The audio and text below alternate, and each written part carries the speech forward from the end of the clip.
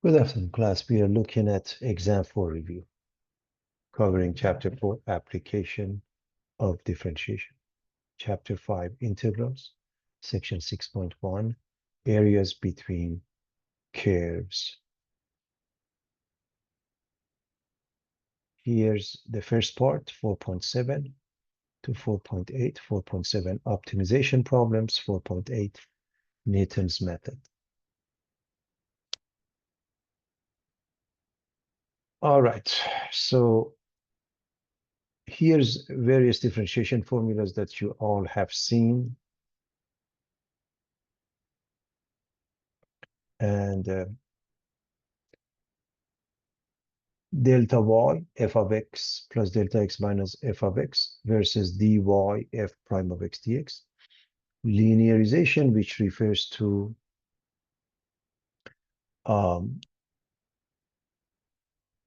finding the tangent line ultimately.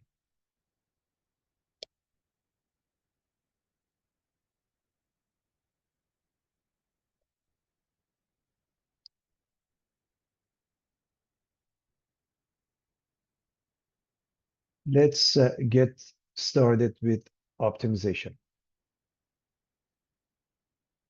And before we do that, let's remind everybody that when we do the first or second derivative test, a local extremum is an absolute one if it's the one and only extremum in an open interval. In other words, we have an open interval and we have one critical point. When we do the first or second derivative test, it tells us it's the local max or mean. Local becomes absolute. That's the idea behind this.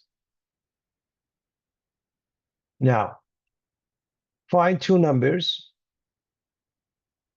whose sum is 54 and whose product is a maximum. Here's an example. So you write the objective function. You want to maximize the product of two numbers. You introduce the two numbers as x and y. You define them as x and y. The product is x, y. And the constraint, the limiting factor is that their sum, x plus y equals 54. Here's another example. If a 5400 pi inch squared of metal is used to construct a cylindrical storage drum, what is the maximum possible volume? Well, it looks like that, a cylindrical shape. This is the radius. This is the radius of the base. This is the height. And the objective is to maximize the volume, which is pi r squared h. And the constraint is that the surface area, 2 pi r squared. The area of the base is pi r squared times 2. And the surrounding, if you open this cylindrical shape, the length becomes the circumference, 2 pi r times h, and that's 5,400 pi. A farmer wants to fence a rectangular field beside a river with 2,400 feet of fencing. The river itself will be one of the four sides. What dimensions will give the largest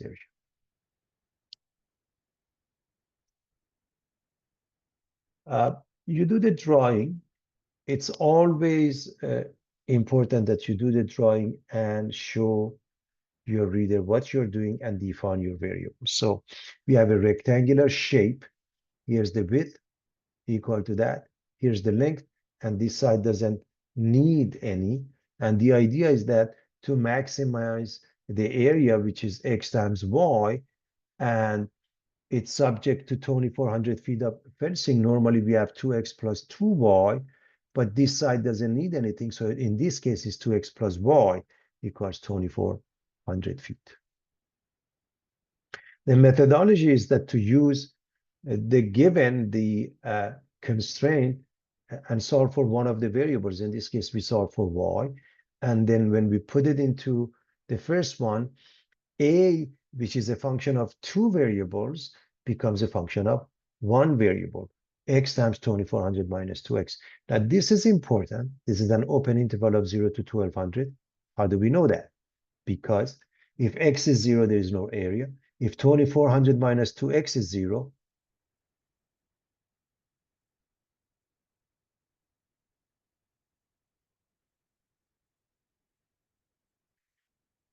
x is 1200, so it gives rise to this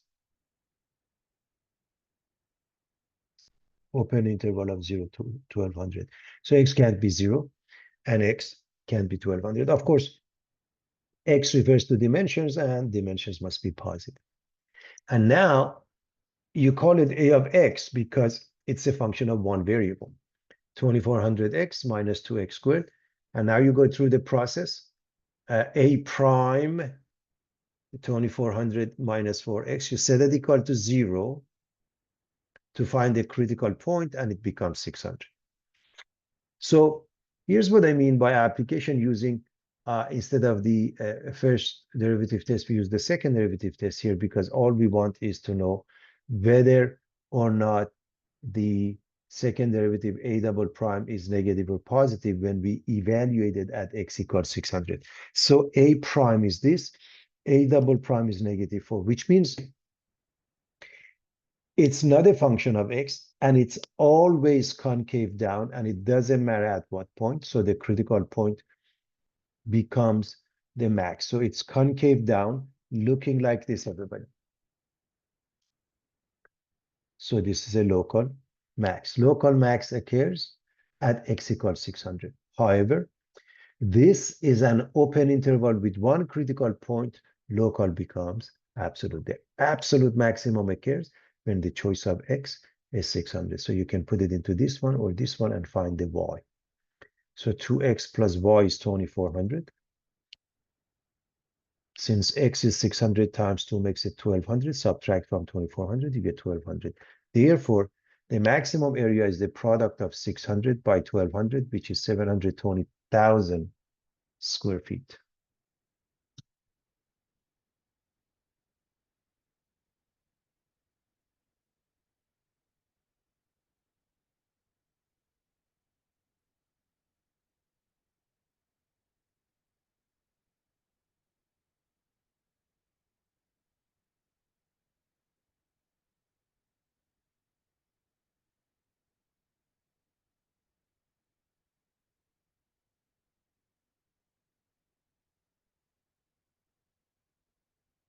We are going to move on to the next question. So a box with a square base and open top must have a volume of 32,000 cubic centimeters. Find the dimension that minimizes the amount of material used.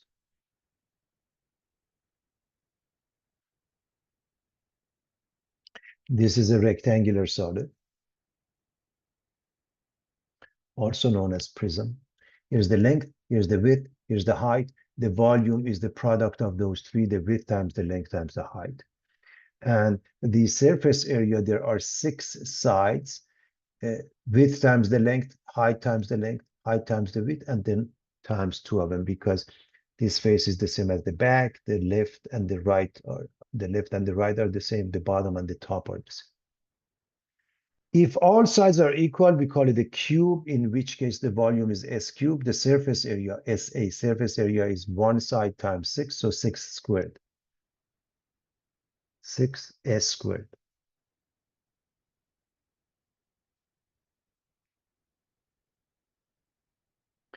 So the objective is to minimize the material used. The material used, if you look at this one, we call this H, we call this X.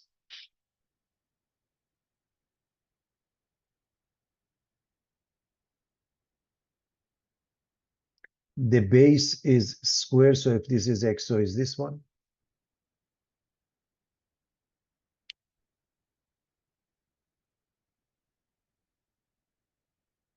So X times H is one side. If you go around it, 4 of them, 4xh. The bottom is x squared, so is the top plus 2x squared. However, it's open top. So 4xh plus 1x squared, not 2x squared, because of open top. Normally 2x squared. the surface area, 2x squared. And so with that being the case,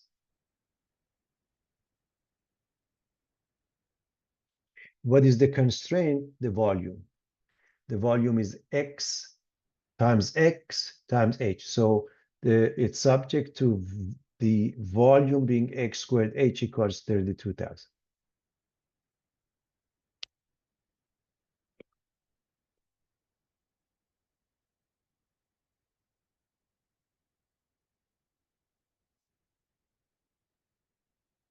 The methodology is that you use the constraint to solve for one of the variables. Over here, you have two variables, x and h. So if I solve for h here, I get 32,000 over x squared.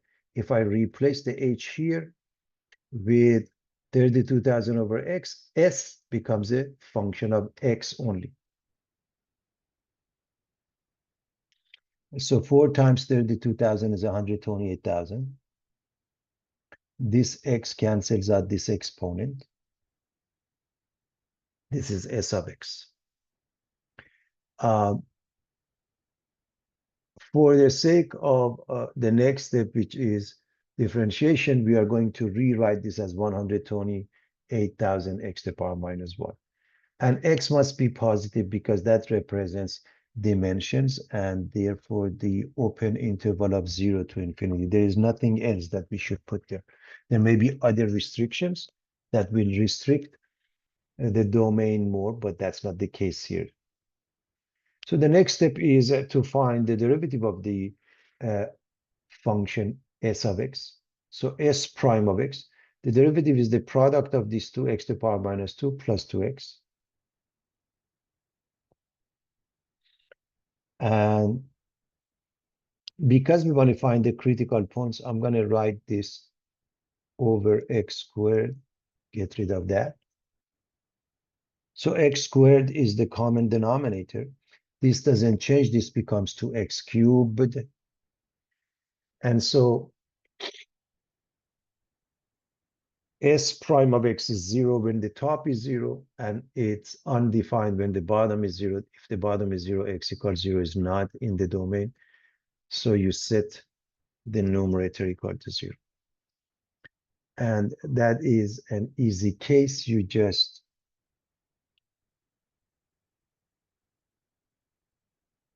get rid of this and make it positive 128,000 or 128K. Divide both sides by 2, you get 64K. X cubed is 64K or 64,000 or 40 cubed. So the critical point is just 40. I'm assuming we know that this is 40 cubed, everybody. So what do we have? We have an open interval with one critical point. So when we prove its local max, becomes absolute max. When we prove its local mean, it becomes absolute mean. So how do we do that? Let's go with the second derivative test. It's fairly easy to do. So to go with the second derivative test, I'm going to go to S prime. Let me clean up. Minus 128 times minus 2 is plus 256,000 x to the power of negative 3 plus 2. Now, the idea behind the second derivative test is to evaluate the second derivative at the given critical point. So plug in 40, and all you want if this is positive or negative. So 256,000 times 40 to the power of negative 3, that means over 40 cubed. Now, you don't even have to know what the answer is to know this is positive, so is this one. We just want the sign. It happened to be 6, but it's not important. It's positive.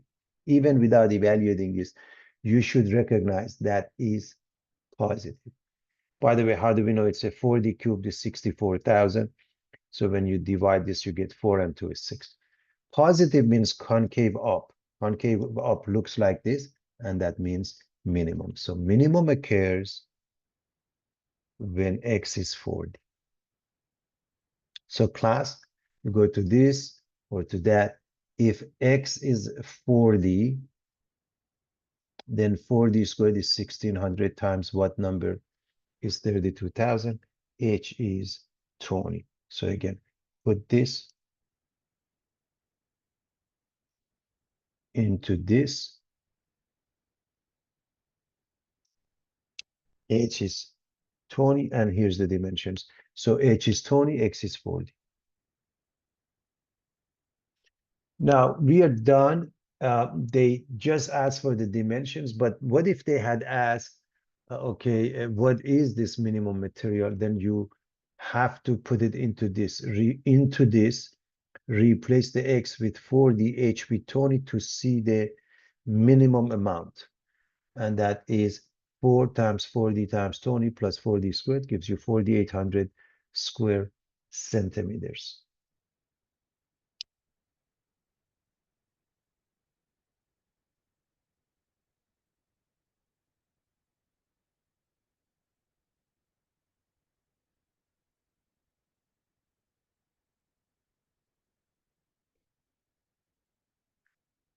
What is the minimum distance between the parabolas? One of them is y equals x squared plus 1. One of them is x minus x squared. I hope you remember how to, this is easy, just is y equals x squared shifted up by 1 unit.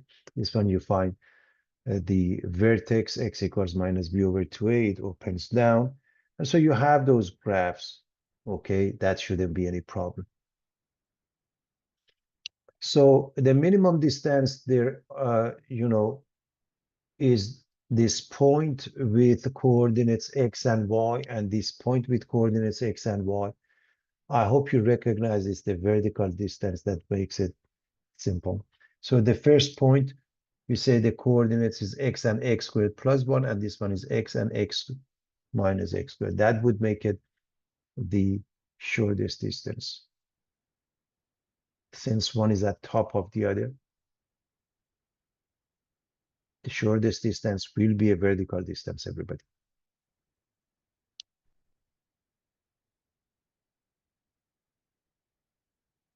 Now, so this is the distance we are looking for. And a vertical distance is the top minus the bottom, the y coordinate of the top minus y coordinate of the bottom.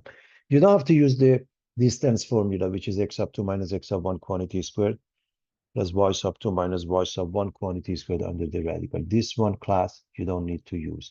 Remember the distance formula.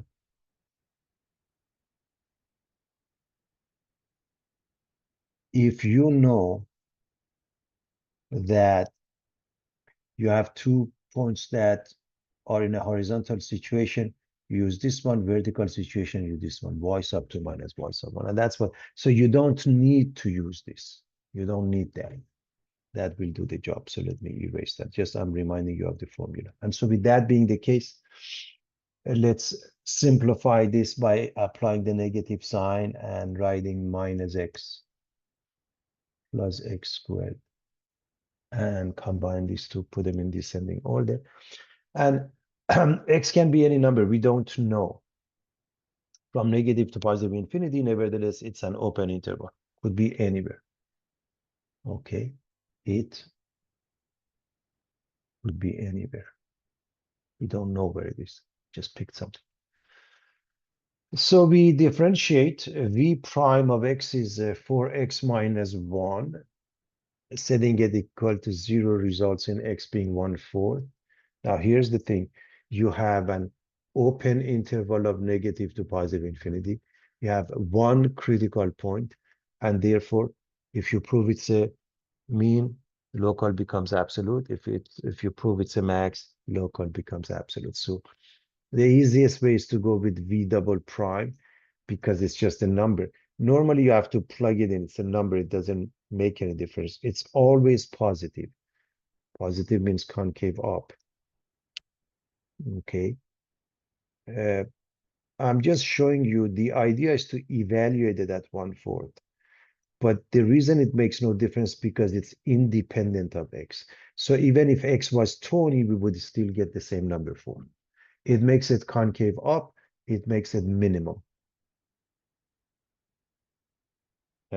Concave up,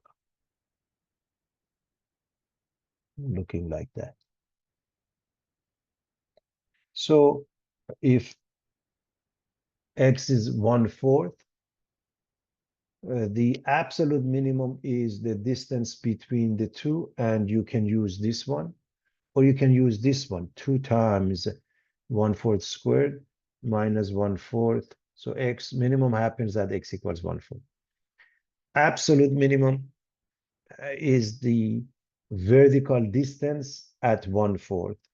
And if you plug in, so 1/4 squared is 1/16. Let me see what color. So this is 1/16 with the 2 becomes 1/8. Okay. Minus 1/4, 2/8 plus 1, 8/8. And we get 7/8. So we have that. Okay. What is the minimum distance? They did ask for the minimum distance. So you have to find it, everybody.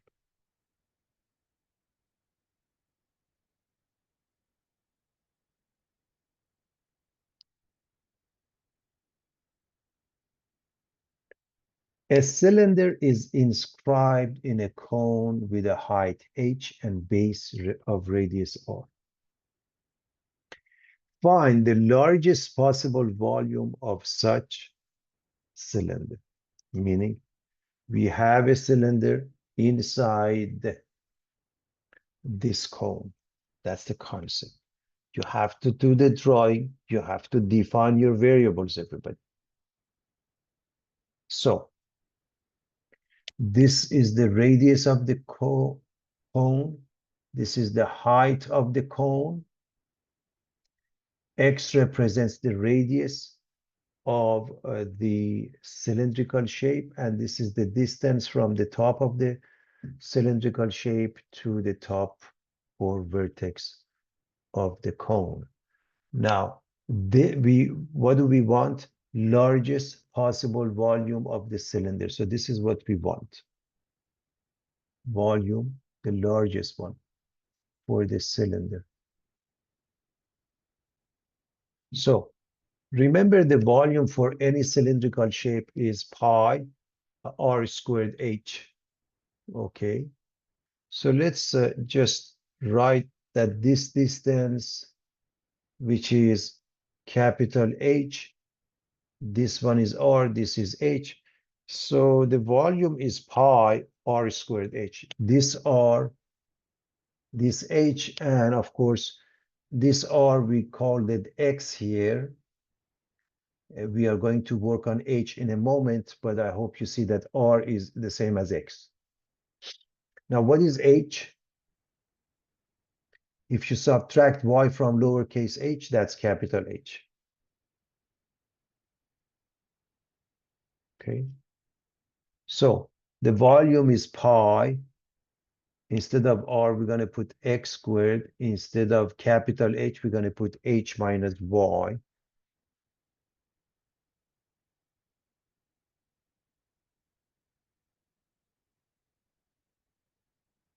We want to maximize this volume, and we have two variables. Remember, x and y. Okay. The height, h, and the radius r are fixed. We don't have anything to worry about. Okay, those are numbers. But the variables are x and y. We don't like to have two variables to make them into one variable. Let's look at this half, which looks like a triangular shape. Look at this triangle, everybody. And this one, this distance is y. This distance is x. This distance is r. This distance is h. And the two are similar. The two meaning the small triangle with the complete one, with the large one. Similar triangles. So again, the similar ones are this small one, everybody,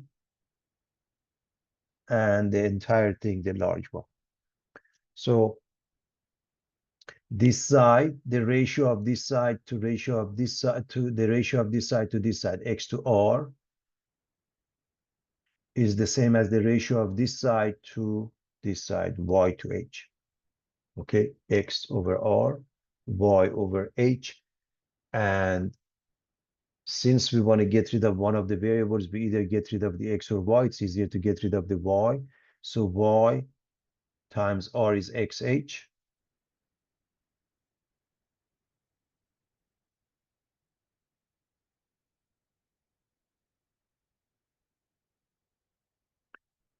And so Y is HX over R. And now we are in business. We are going to replace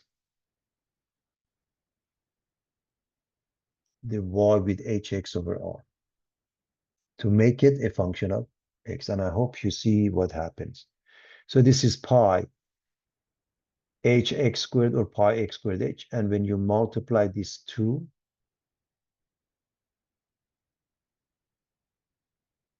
you get pi h over r x cubed.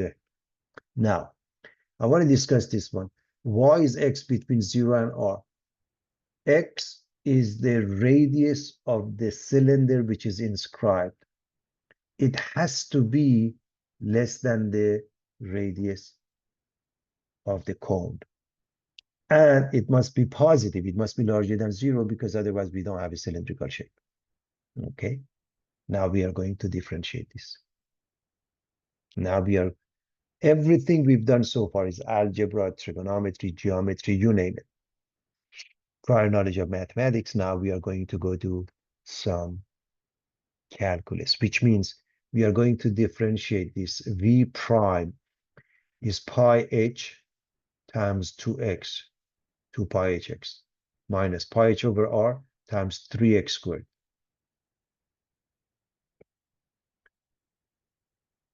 Okay, everybody?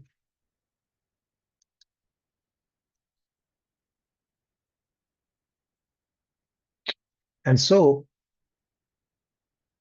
this one, 3 pi h over r x squared,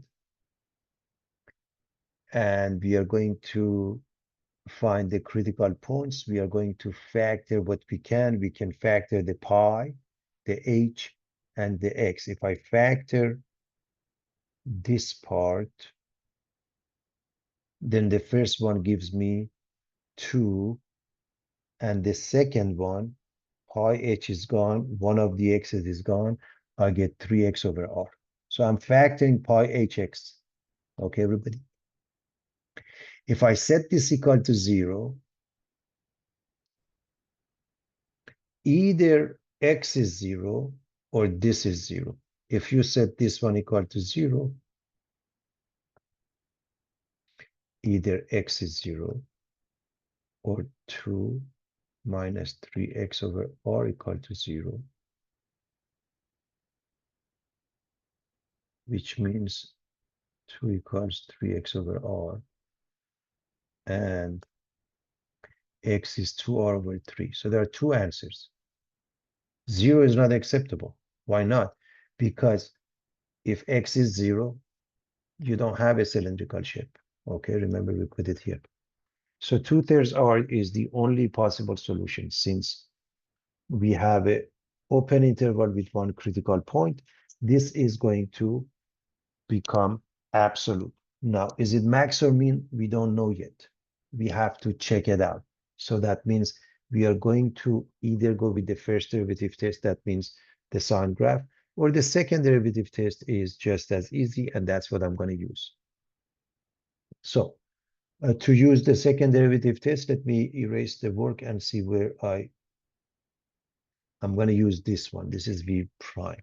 So when I differentiate this, this goes away. This is 2 pi h minus 3 pi h over r times 2x. Okay. So 3 pi h over r times 2x, 6 pi h over r times x. So differentiate. Second derivative test says plug in x equals 2/3 r and see if it's positive or negative. We just want the sign.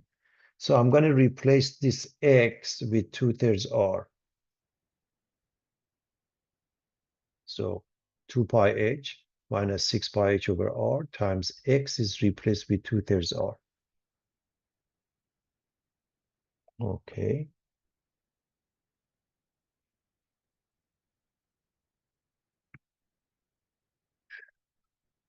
So what happens here? This R cancels out this R. This 6 cancels this number, and it gives us 2. So what do we have? We have 2 pi h minus 4 pi h, because this is 4 pi h. So the answer is negative 2 pi h. And pi is a positive value, h is a positive value, therefore negative 2 pi h is negative. Makes it concave down. Maximum occurs when x is 2/3 R. But we are not done, because we want to find the largest volume.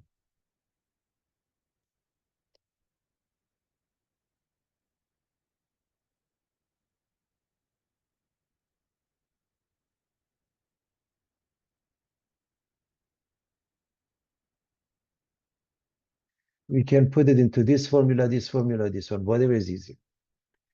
Because just x is known, put it into this one, pi h x squared minus pi h over r x cubed. Replace that. And to do that, let me first take the pi h x squared out, make it easier. Now replace this x with 2/3 r, also this x.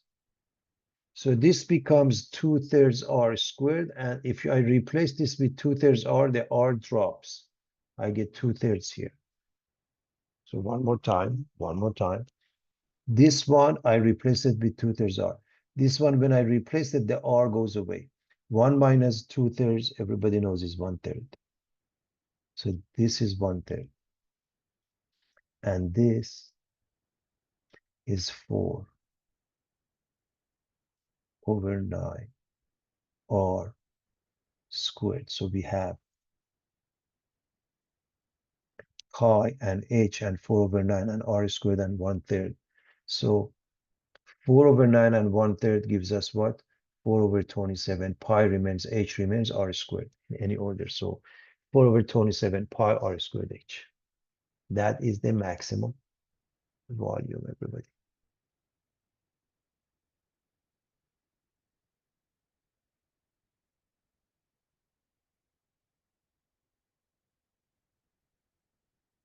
This is as involved as it gets, but I hope you realize it's impossible to do without drawing, defining your variables, okay?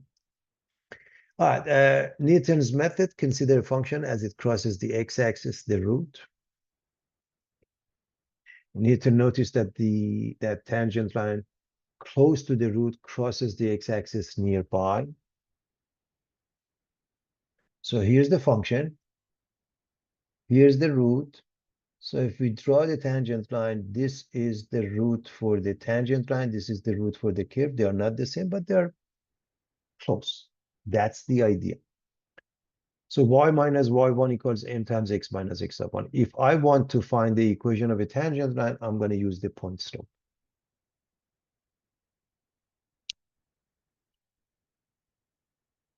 So let's replace it. This one is point x sub 1. And this has coordinates x sub 1 and f of x sub 1 here. Okay, at x sub 1.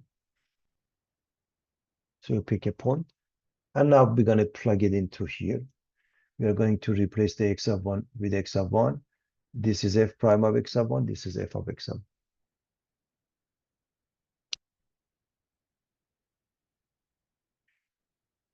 Now, this, and we're not going to simplify this, but look at this one. This is the equation of a tangent line, the red line. Now, if I want the x-intercept for this tangent line, I set y equal to 0. So if I set y equal to 0, I'm getting this point, the x-intercept for the tangent line, which is not the x-intercept for the curve, but it's close enough. So let's replace that. And the way it works, you replace this with 0 and divide by f prime.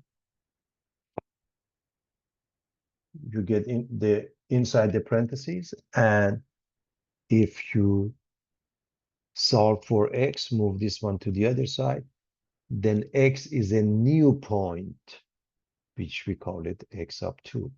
Now, use that point as a second and usually a better estimate for the root, okay? So we use this one for the root. Now this is for the root. It's getting closer for the function. And so this is x sub 1, this is x sub 2, and now this one, call it x sub 2, which is x sub 1 minus f of x sub 1 over f prime of x sub 1.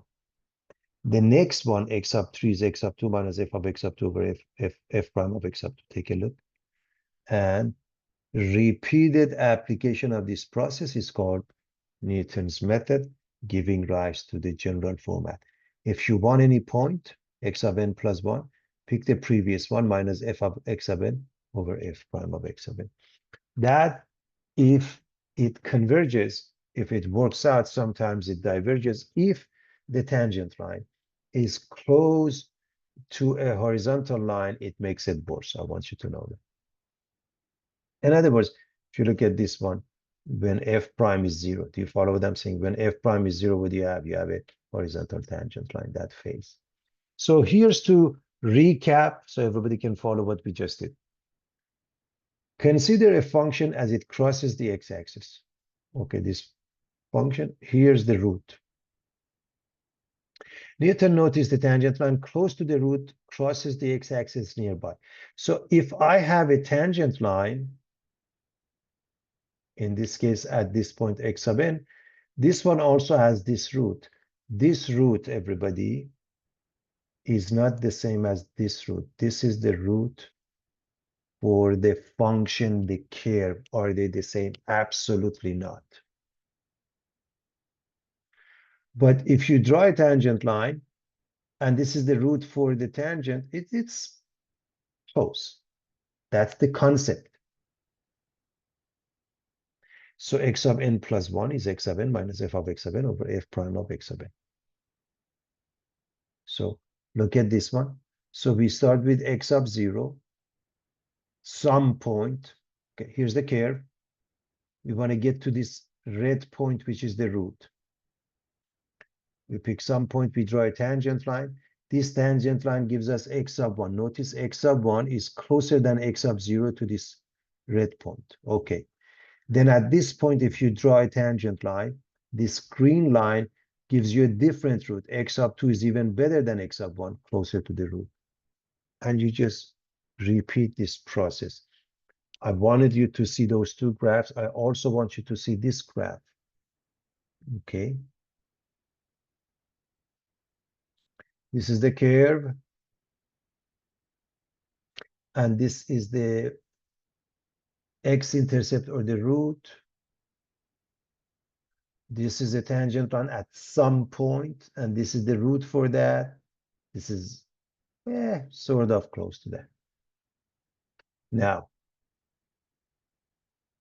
at this point, if you draw a new tangent line, the new tangent line has a new x-intercept, and this x-intercept is a lot closer to the actual x-intercept. And now if you go with the third one and draw it, it's almost the same. I hope you see that. And this process is called the Newton's method. Now, I give you this calculated program. If you're doing the homework and it takes some time to do it, when the numbers get involved, you can do that. For a couple of steps, you really have to show work. I will discuss that, but in general, y sub 1 is f of x, y sub 2 is f prime. You put x sub 1, the first choice, you store it in x, then x minus y sub 1, you store it in x, and you click enter, enter, enter, will give you the answer. So I don't want you to worry about that yet. I will quickly discuss that in a moment. So calculate 3 iteration of Newton's method to approximate a 0 of this function f of x equals x squared minus 2, and start with x sub 1 equals 1.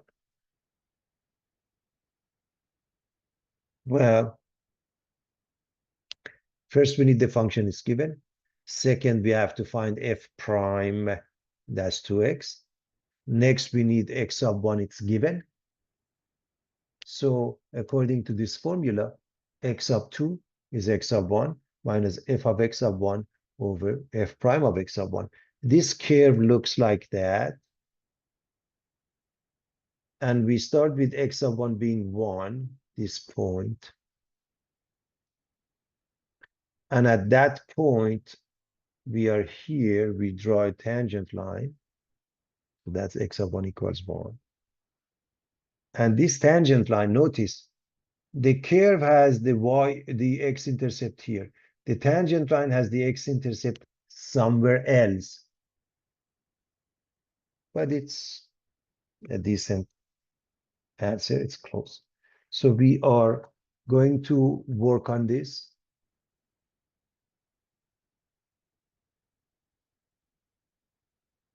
This is x sub 2. So x sub 2 is x sub 1 minus f of x sub 1 over f prime of x sub 1. So x sub 1 is 1, replace it. So you are going to put 1 minus f of 1 over f prime of 1. This is what you should show, what you should show work from A to Z. So you have to write f of x, you have to write f prime, you have x sub 1, you have to show how you get x sub 2 and x sub 3. It's only 2 of them that you need to go to, okay?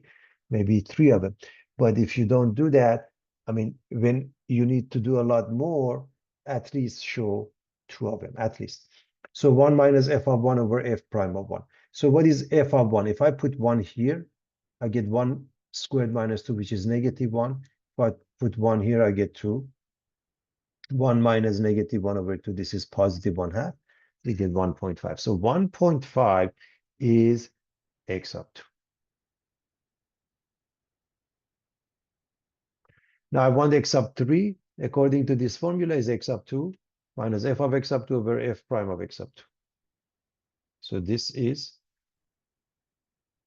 the new point on the curve. You draw a tangent line, and so x sub 3 is x sub 2 minus f of x sub 2 over f prime of x sub 2. So x sub 2 is 1.5. What is this one? If I put 1.5, let's put 1.5 and then I'll evaluate it here. If I put 1.5 here, everybody, this is 1.5, square it, you get 2.25. And then minus 2 gives you 0.25. And if you put 1.5 here, 2 times 1.5 is 3. So we get the following. And 1.5 minus 0.25 over 3 gives you about 1.416667. You can put it into a calculator if you want, but whenever you round, remember, because this is the last one is 6, it goes up to 7. Be very careful with your rounding. I've seen a student making a mistake. So we want one more because they asked for 3. They gave us 1. So we go to x sub 4. And now we put this number in. I'm going to assume everybody can do that. Put this into this, gives you a number. Put it into this, gives you a number. And then subtract it, and you get 1.414216. As far as the number of decimals, normally they tell you. If they don't, you have to go with many decimals.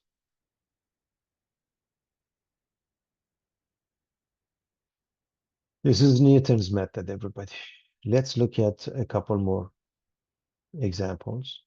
For example, use Newton's method to approximate the 8th root of 500 to 8 decimal places. What do we need to do? And this is the information from Newton's method. X sub n plus 1 is x sub n minus f of x sub n over f prime of 7. I will explain this in a moment again. That's the programming. So you let x represent that number. And if you raise both sides to the power of 8, x to the power of 8 is 500. We bring them to the same side. Doesn't matter which side, and we call it f of x. So now we are dealing with this function. So in essence, we are looking for the root or x-intercept for this function. That will give you the same answer. So if we want to go with that, first thing first, what is f prime of x? 8x to the power of 7. The next thing is to pick a point as your first point. And let's just find out what this becomes. X sub n plus 1 becomes x sub n minus x sub n to the power of 8 minus 500 over 8 x sub n to the power of 7. So we are writing this. Okay. But what do we choose? Well, the 8th root of 256 is 2. The 8th root of 6561 is 3. Even if you don't know it, you could guess that you could start with 2. So I would suggest you start with 2.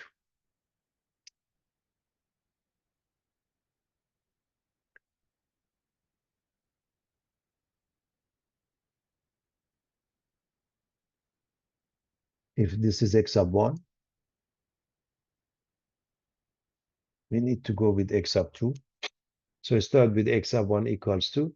Continue until they agree to 8 decimals because they said 8. How do we do that? We want to show our process. So x sub 2 is x sub 1 minus x sub 1 to the power of 8 minus 500 over 8 x sub 1 to the power of 7. You put 2 instead of x sub 1.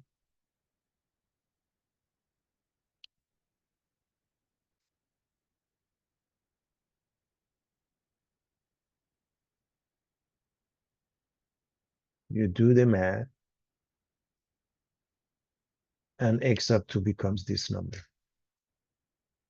See, I have shown the function f prime of x, and I've shown I can calculate x sub 2 with details, and then I'm using a calculator. So now I'm not going to use that number anymore because it takes a long time. So what do? I want to show you how we do it. Now I'm going to use the programming. How does that work?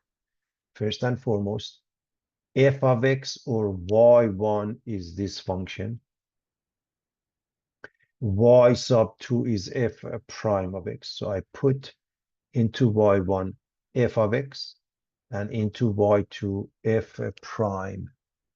That's the first thing I do. Now, according to this, I'm gonna put y1 equals f of x, y sub 2 equals f prime. So I did the first two. Then it says put x sub 1 into x. So 2 stored in x.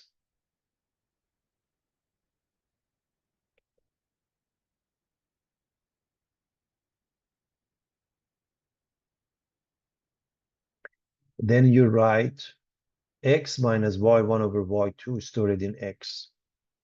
X minus y1 over y2 stored in x. It gives you the second one. And this is what we have here. Now, all you have to do, press enter, enter, enter. So if you press enter, enter, enter, gives you the next one and the next one and the next one. Since we want with 8 decimals, okay, just for the sake of argument, over here we have 3 are the same, the fourth are different. So we have to do more. When we do more, we notice that these 2 are the same. So 1, 2, 3, 4, 5, 6, 7, 8. Now after 7, I see 6. This goes up to 8. Same thing here. And so we are going to answer with 8 decimals. 2 point. This is 1, 2, 3, 4, 5, 6, 7, 8. So we write all of those numbers and 7 changes to 8. And we say with 8 decimal places, 8 root of 500 is almost 2.174555928.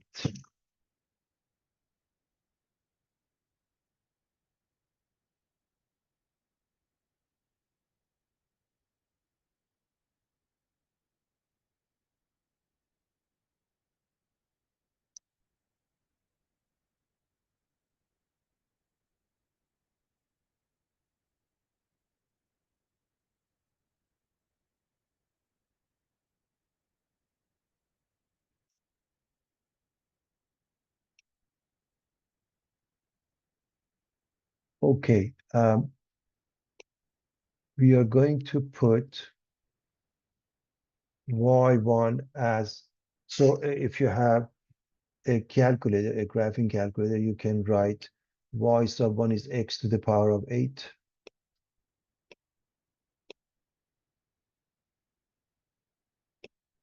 minus 500. Oh,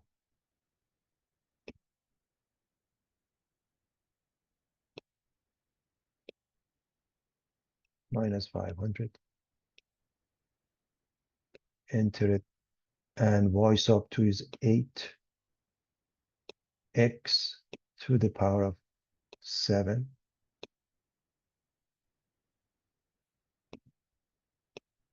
We are going to uh, put the first choice of x, which was 2 or x sub 1. We are going to store it in x, and then x minus, we go to variables, y1 divided by variables, functions, we go to y sub 2, and we are going to store this in x. Okay, that's what the instruction says. And you can see this number 2.23828.125. And if you press enter, you get the next one and the next one and the next one. So I wanted you to be exposed to the methodology as far as a graphing calculator is concerned. So you could use that, but it's important to know when and how and why. Okay, again, more importantly, you have to show your work step by step. What is the function? How do you arrive at it? What is f prime? What is the general format? And what is your choice of x sub 1? What is x sub 2? You show it, and then you can use a calculator. Use Newton's method to approximate the positive root of 3 sine x equals x to 6 decimal places. So for this, you really need to know where to begin. And normally the graph is given and it gives you an idea. So this is one, this is another one. So let's start with the function. And to start with the function, we take these two to one side. It doesn't matter what side. Okay. So we let f of x be 3 sine x minus x. If you said x minus 3 sine x, it works too. Okay. Now we need f prime of x, which is 3 cosine x minus 1. So we want to write this x sub n plus 1 is x sub n minus f of x sub n over f prime of x sub n. So we are going to write x sub n minus f of x sub n, that means 3 sine of x sub n minus x sub n over f prime of x sub n over 3 cosine of x sub n minus 1. So you use this here, okay, everybody? So if I want x sub 2, this becomes 1. So if I want x sub 2, this becomes 1. And we're going to choose x sub 1 equals 2. Why is that? I hope you see that 2 is close to that. You can even choose 3. But if for any reason you go, let's say, with negative 2, it will give you this one, okay? You can try it later on at home. If you go with negative 2, it gives you the negative one. They are asking for the positive root. Positive root. And so with that being the case, we just plug in x sub 1 as 2. And remember, 2 is in radians. So you put it into a calculator, and when x sub 1 is 2, x sub 2 becomes 2.323732. Has to be in radian mode, okay? And because this is going to be difficult to work on it again and again and again, we are going to use the programming that I just mentioned. So we are going to put y1 equals 3 sine x minus x, y2 equals f prime of x3 cosine x minus 1.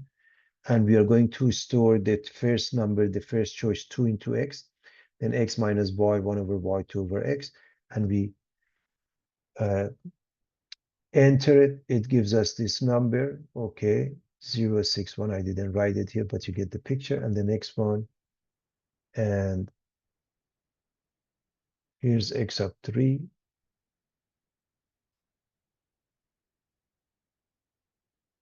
And notice these two are the same.